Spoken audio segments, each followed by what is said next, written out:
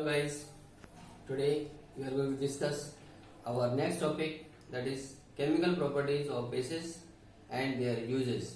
Okay, and you know this is from chapter 2, means acids, bases and salts, and this this topic is for class 10th students. So let's start. देखिए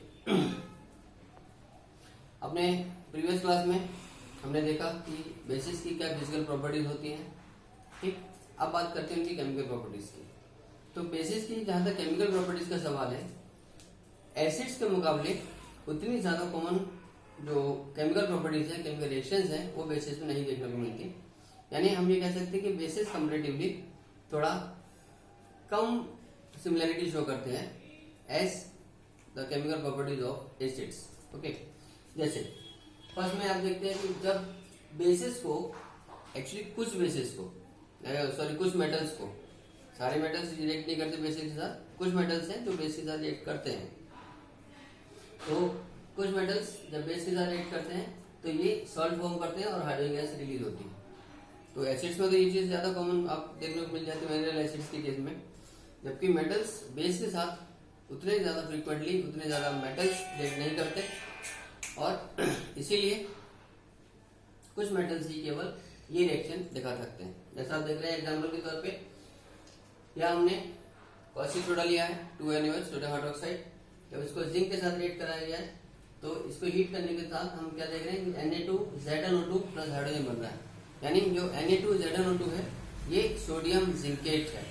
ठीक है, इसका नाम है sodium zincate, और इस reaction में hydrogen gas evolve हो रही है। ठीक है, सो अब सेकंड प्रॉपर्टी की तरफ चलते हैं। जब बेस और एसिड को रिएक्ट कराया जाता है तो आप जानते हैं सॉल्ट और वाटर बनता है, and this is known as neutralization reaction. जैसे एसिड में भी हम लोग पढ़ चुके हैं, तो ये रिएक्शन कॉमन है, ये पाई जाती है आसानी से कि जब किसी भी बेस को, जैसे NaOH को आपने एसिड H2SO4 के साथ जब रिएक्ट कराया तो यहाँ पर ये सोडियम सल्फेट बनाएगा, Na2SO4 सोडियम सल्फेट, और वाटर रिलीज हो जाएगा साथ में। ठीक है, तो ये सॉल्ट और वाटर बनने का जो एसिड और बेस की रिएक्शन के दौरान ये जो प्रोसेस है, this is called as neutralization reaction, as you know. Next property आती है कि जब हम किसी नॉन मेटल ऑक्साइड को बेस के साथ रिएक्ट कराएंगे तो ये भी एक तरीके की न्यूट्रलाइजेशन रिएक्शन ही होती है, क्योंकि आप जानते हैं non metal oxides are acidic in nature. तो बेस के साथ रिएक्ट करके नॉन मेटल ऑक्साइड्स यानी एक एसिडिक कंपाउंड हो गया, तो इनके रिएक्शन के दौरान भी सॉल्ट और वाटर ही बनता है। रिएक्शन आप देख सकते हैं CaOH2, इसका नाम आपको मालूम है स्लेक्ट लाइम या लाइम वाटर। ओके, तो जब स्लेक्ट लाइम या लाइम वाटर के साथ जब CO2 गैस पास की जाती है तो ये कैल्शियम कार्बोनेट CaCO3, जिसको हम लाइम स्टोन भी कहते हैं, तो ये लाइम स्टोन की फॉर्मेशन होती है और वाटर रिलीज होता है साथ में। क्योंकि ये lime stone calcium carbonate water में इनसॉल्युबल है, यानी ये एक प्रेसिपिटेट फॉर्म में व्हाइट कलर का प्रेसिपिटेट बनाता है, और इसी के प्रेजेंस की वजह से, कैल्शियम कार्बोनेट के बनने की वजह से लाइम वाटर का जो अपीयरेंस है वो मिल्की हो जाता है। राइट, तो कैल्शियम कार्बोनेट बनता है उस रिएक्शन में, और क्योंकि ये एक व्हाइट प्रेसिपिटेट है, एक सॉलिड इनसॉल्युबल प्रोडक्ट है, इसलिए ये अपना जो व्हाइट कलर का जो अपीयरेंस है, जो मिल्की अपीयरेंस है, वो लाइम वाटर को प्रोवाइड करता है। सो गाइस, ये बात हुई इसकी बेसिस की केमिकल प्रॉपर्टीज के बारे में। अब जानते हैं कुछ यूजेस, यानी कुछ बेसिस ऐसे हैं जो कहीं कहीं कॉमर्शियली यूज किए जाते हैं। जैसे सबसे पहले है NaOH यानी सोडियम हाइड्रोक्साइड, या कॉमनली जिसको हम कॉस्टिक सोडा भी बोलते हैं।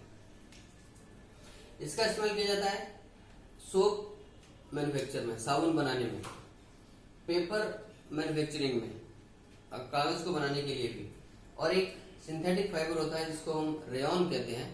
आपने पढ़े, और भी कई सारे सिंथेटिक फाइबर्स होते हैं, जैसे नायलॉन है, पॉलिस्टर है ना। तो इस तरीके के जो रेयॉन एक सिंथेटिक फाइबर है, इसकी फॉर्मेशन में, पेपर फॉर्मेशन में और सोप फॉर्मेशन या सोप मैन्युफैक्चरिंग में इस NaOH का हम इस्तेमाल करते हैं। ठीक है, ऐसे ही CaOH2, आपने देखा स्लेक्ट लाइम या लाइम वाटर, इसका इस्तेमाल किया जाता है ब्लीचिंग पाउडर के फॉर्मेशन में। अभी इस चैप्टर में आगे हम पढ़ेंगे अगली क्लास में कि bleaching powder CaOCl2 calcium oxychloride या कैल्शियम हाइपोक्लोराइड भी इसको बोलते हैं। तो इसके मैन्युफैक्चरिंग में, इसके फॉर्मेशन के दौरान CaOH का इस्तेमाल किया जाता है, लाइम वाटर का या स्लेट लाइम का। ओके, नेक्स्ट है MgOH, इसको आप जानते हैं मैग्नीशियम हाइड्रोक्साइड या कॉमनली इसको मिल्क ऑफ मैग्नीशिया भी कहा जाता है। तो मिल्क ऑफ मैग्नीशिया या MgOH ये बेसिकली एक एंटासिड के रूप में इस्तेमाल किया जाता है, यानी जब किसी पर्सन को एसिडिटी ज्यादा महसूस हो रही होती है तो उसकी एसिडिटी को खत्म करने के लिए, उसको न्यूट्रलाइज करने के लिए, उसको एसिडिटी से रिलीफ दिलाने के लिए हम एंटासिड देते हैं, यानी MgOH। It is also use as an antacid और इसको कॉमनली कहा जाता है मिल्क ऑफ मैग्नीशिया, राइट। चलिए अब बातें करते हैं Na2CO3। नेक्स्ट हमारा सोडियम कार्बोनेट। आप जानते हैं सोडियम कार्बोनेट डेकाहाइड्रेट हमारा वॉशिंग सोडा भी कहलाता है।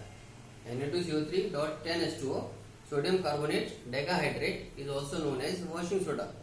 तो इस Na2CO3 का इस्तेमाल, सोडियम कार्बोनेट का इस्तेमाल हम करते हैं वाटर की परमानेंट हार्डनेस को रिमूव करने के लिए, मीन्स टू सॉफ्टन वाटर। ठीक है, तो Na2CO3 it is also use as washing soda और it is use for removing the permanent hardness of the water. Okay, next is NaHCO3 sodium hydrogen carbonate, यानी इसको हम सोडियम बाइकार्बोनेट भी कह सकते हैं। तो NaHCO3 क्या है? ये एक बेकिंग पाउडर के फॉर्मेशन में इस्तेमाल किया जाता है। आप जानते हैं इसको बेकिंग सोडा भी कहते हैं हम लोग। NaHCO3 is commonly known as baking soda. Guys, baking soda और बेकिंग पाउडर में फर्क है, don't be confuse with these two words. देखिए, बेकिंग सोडा के साथ यानी NaHCO3 के साथ जब कोई माइल्ड ऑर्गेनिक एसिड मिलाया जाता है, चाहे वो सिट्रिक एसिड हो, चाहे वो टार्टारिक एसिड हो, ठीक है, तो इस तरीके का जब कोई माइल्ड ऑर्गेनिक एसिड मिलाया जाता है बेकिंग सोडा के साथ, NaHCO3 के साथ, तब वो बेकिंग पाउडर, वो मिक्सर बेकिंग पाउडर कहलाता है। तो हम कह सकते हैं कि बेकिंग पाउडर का कोई फॉर्मूला नहीं है, because it is a mixture, जबकि बेकिंग सोडा का फॉर्मूला है NaHCO3। ठीक है, तो NaHCO3 का इस्तेमाल बेकिंग पाउडर के फॉर्मेशन में कर सकते हैं, एंटासिड के रूप में भी इसको इस्तेमाल किया जा सकता है एसिडिटी से रिलीफ लेने के लिए, सोडा एसिड फायर एक्सटिंग्विशर में भी इस्तेमाल करते हैं। इसके बारे में हम अगली क्लास में जानेंगे डिटेल में। Till then, keep watching videos, keep sharing. Thank you. God bless you.